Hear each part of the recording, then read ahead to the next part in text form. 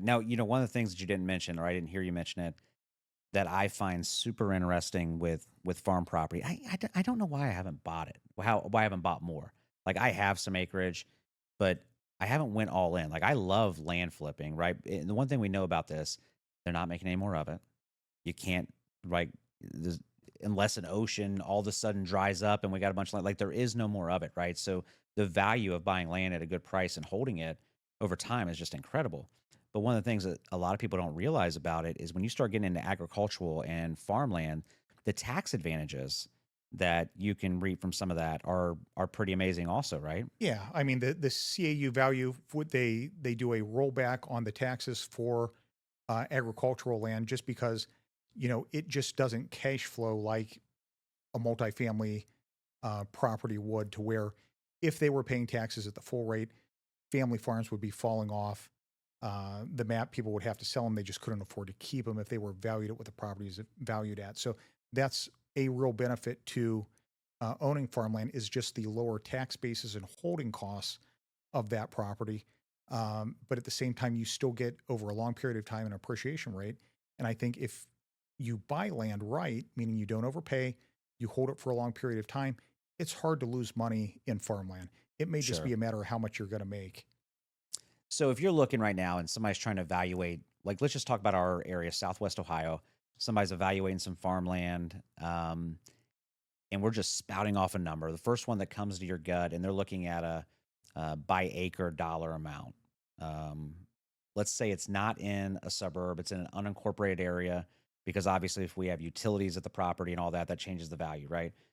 But what would be a number per acre that you're like, man, that's probably a pretty good deal. I need to dig into that a little bit further. When you get into southern rural Ohio, you may be able to get in there 2,500, 3,000 on the absolute low end. But when you're talking high quality tillable soil, you go up to north of Dayton, get up into Miami County, Troy area, something like that. That's 15, 20,000 an acre. And that soil quality can sometimes be a huge difference. And what that property is used for is a huge difference. A lot of local knowledge, I think, in farmland is necessary, and knowledge regarding its best use, meaning, is this going to be planted in corn and soybeans, or is this a hunting property, a recreational property, or does it have timber value? All of that can greatly influence what a property is actually worth. Have you thought about doing any developments at any of your property?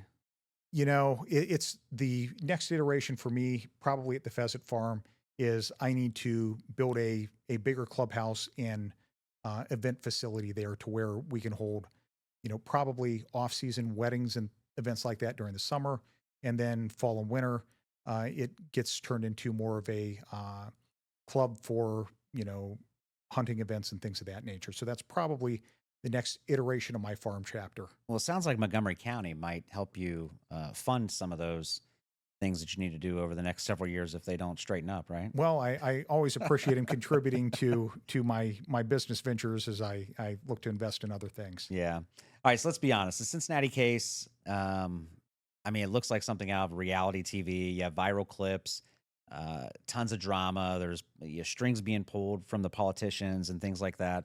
So, as an attorney, when you're handling those cases, like, how do you balance the court of law and the court of public opinion? I think it's best not to. What your focus should be on is representing your clients. What is going to be best for your clients, as long as you're acting in their best interest, however that may play out in the public, the media, things of that nature, that's less of my concern, as making sure that my clients get a good result out of that.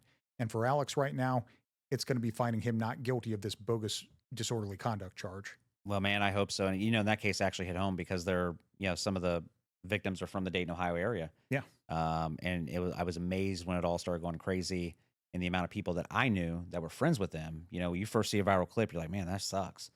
But then within the next couple of days, you're like, man, my buddies like was hanging out with them a couple weekends ago, or like this. Like it's such a small place, even though we have, almost 400,000 people in the Dayton area and tons of people in Cincinnati. It's like, everything seems connected at times. But hopefully that goes well for you guys. And it doesn't turn into more of a Netflix special, because right now that seems like what it's gearing up to be. Well, it's early in that show.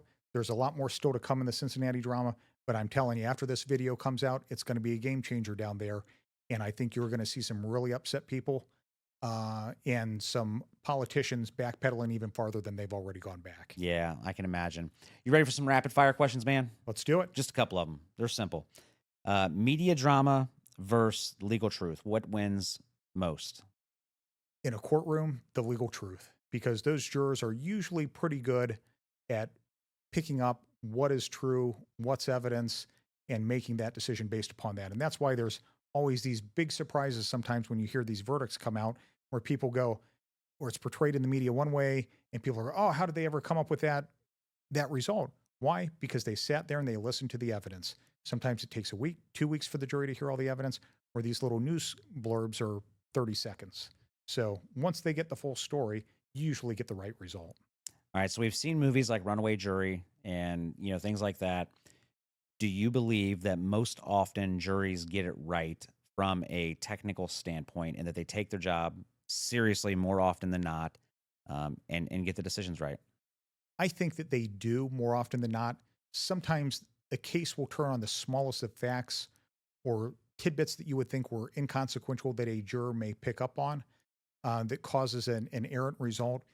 Anybody that tries cases and doesn't tell you otherwise is lying. And that is, you probably, if you've tried enough cases, won some that you should have lost and maybe lost one that you should have won. Why?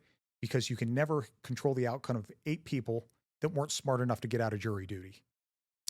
Yeah, man, But juries but are so interesting. but really, when they get selected for jury duty, I have always seen them take it seriously, try and listen to the evidence and try and do the right thing based upon the law that the judge gives them, the evidence that they hear. And I've never seen jurors shrug off or act like they didn't care. I think they truly take that responsibility and that civic duty seriously. You ever had a prosecutor whisper in your ear or talk a little crap to you and tell you there's no chance you're going to win a case, and then you blew them away? There is always a little trash talk between attorneys sometimes, but everybody knows that the attorneys that you deal with, you'll deal with them again, case after case sometimes, and you respect them for going to battle with you. And yes, there can be a few jabs here and there, but everybody knows that they don't always have control over all the facts and all the evidence that comes out. Some cases you begin where you think that you have everything on your side and you don't. And the prosecutor sometimes realizes that the case that he once thought he had doesn't really exist. And, know that that isn't always within his control and that you respect the person in battle as well. Biggest myth about criminal defense attorneys that drives you nuts? That they can just get things thrown out of court instantly without doing any real work or research or writing or going through motions or things like that. It's this, I know the judge mentality, therefore all problems will be solved, doesn't exist. Yeah. All right, so Doug, from Cincinnati's viral brawl that's happening right now, pepper spray cover-ups inside the jail, crazy canines, and all of the other stuff, along with the huge verdicts that you've won for your clients, civil rights cases and all that good stuff. Let's a last word from you. What do you want people to know about the justice system that they would never guess from watching the news or listening to the media or other people that's out there? With all the things that you hear that may be wrong with our justice system, it is still probably the gold standard in the world due to the lack of a corrupt process, meaning it isn't a perfect system, but usually given enough time and with enough effort from a legal standpoint, the right result generally will get reached. And that's what I think people should really know, and that they should work hard, and that there are people working hard, attorneys and judges that want to see the right results. Nobody wants to live in a society or in a community where there is a corrupt system.